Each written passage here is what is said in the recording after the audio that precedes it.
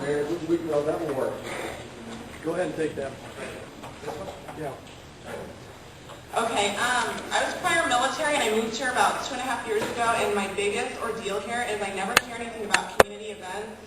And we have a public affairs officer on base, and I kind of just wanted to open it up that maybe we can have announcements sent out to the base, or like Bruce Severson said that we can have something sent to IDC stating, and we can pass out flyers or something about community events, because we have kids and there's rarely anything we have to do because we don't ever hear about anything going on in the town. And we have a lot of military guys that come out here and driving back on Evan Hughes, nobody knows the speed limit, there's no lights, there's often debris in the road, there's windy conditions, there's often I see car accidents, no police ever show up for a long time, there's glass up in the road, and I'm kind of tired of nobody knowing the speed limit and people coming up 60, 80 miles an hour on me, and nobody knows any of the rules out there. So that's my biggest thing right now. Thank you.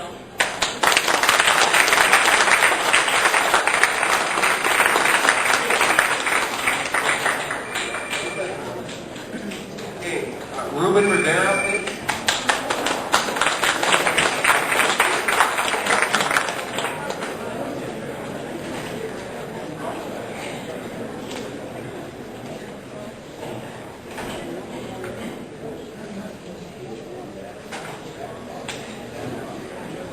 Good evening. My name is Ruben Rivera.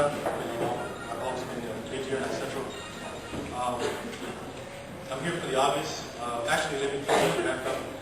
I'm in my early 30s, active member of the community, former military, did a couple tours overseas. But I am here to represent the kids and a former skateboarder and bicycle rider myself. I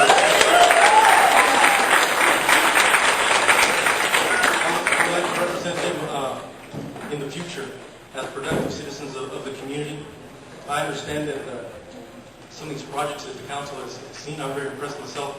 I'm sure you're very impressed with the numbers. What I would like to say is that we don't really need well, we do need these facilities, hands down. But what we would like to see is a little less redundancy in the same parts as what we already have.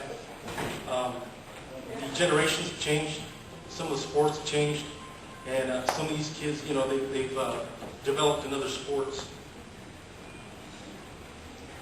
I understand that these are very expensive projects, but I would like to bring the one thing to bear is that the city has not drawn a line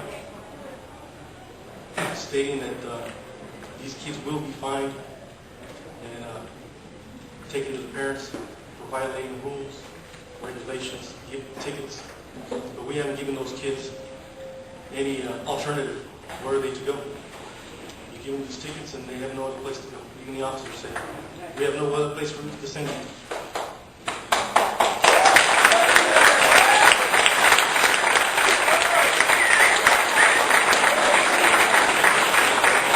I'm not here to argue or to fight the city or the council. I think they're doing an outstanding job, and I was very impressed by what I saw today. You guys are taking the community into account our needs as a community, our recreation, and our bringing us together. These facilities do bring us together. But we just want to be heard, and we know that there are other important projects out there. But please keep us in mind.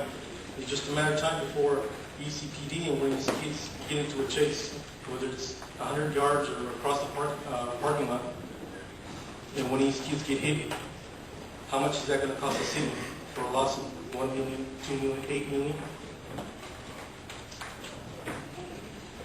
Like I said, just please don't forget.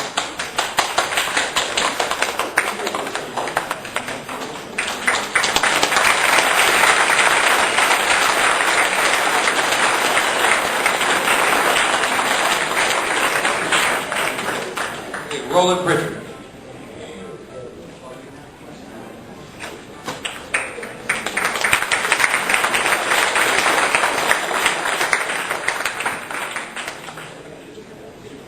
I live at one of those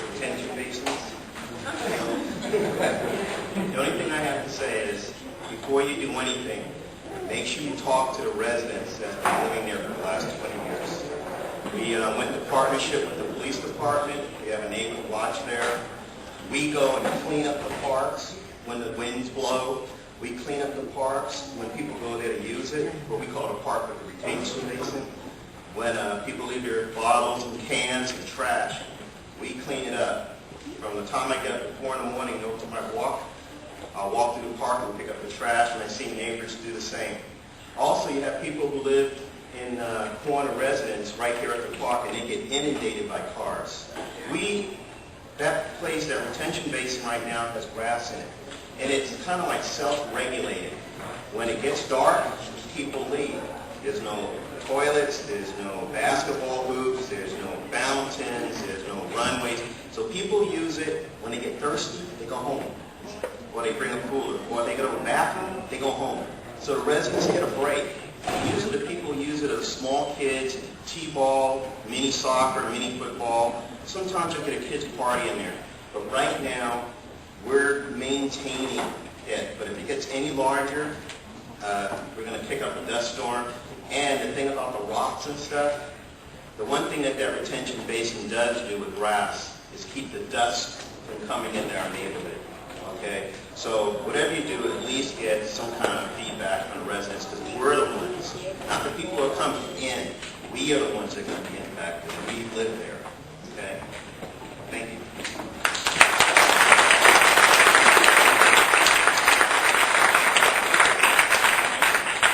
Luis Hasakawa.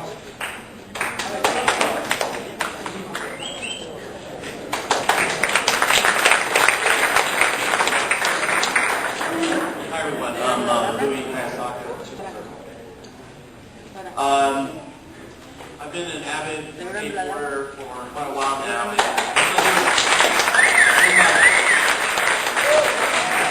I'm in my 30 years. I'm in my 30s, and I've seen the ups and downs of skateboarding. But one thing I have noticed is that it's actually grown. And I'm surprised because I'm taking breaks. I went to college, took a break from it, had a baby, took a break from it. But when I come back, it's even bigger than it was before. And after a while, once I turned my 30s, I basically got fed up with going out there and getting kicked out of places. Because there really aren't any places. I'm kicking out a 30-year-old, and I have to tell them. Some kids, obviously, get tickets, and I don't know, I call it harassment. But basically what's happening is there's such few skate parks. I spent literally thousands of dollars within traveling to Calexico, Raleigh Skate Park, and San Diego. San Diego is taking a lot of my money at the time because they have skate parks. And I will spend my money there if the city's not willing to have that. But because I'm a bilingual school psychologist for the county, and I have a decent job, a well-paid job, and I can buy things. Like my neighborhood kids, I build boxes, rails. I can provide that, but other kids don't have that means. So where do they go? Well, El Centro Police can tell you where they go. You see them at Rite Aid, Walgreens, wherever there's ledge, curbs, any school, and even just it's funny because we saw a picture of a skate park, and it just had benches. And everybody was salivating over that. That's ridiculous because we're looking at these couple of benches. Wow, wouldn't that be awesome if we had that for benches? It's ridiculous. It's silly. So I'm just asking everybody to keep in mind the skate park. Yes, we do need one. And as far as numbers are concerned, I did ask one of the local skate shops, and they sell approximately 120 skateboards a month. So if you're thinking, well, there's not that many skateboarders. Oh, yes, there are. There's plenty. Whether you're doing it once in a while or here and there, it's still, there's a need and there's a demand. So, I think my time's up. So, thank you very much.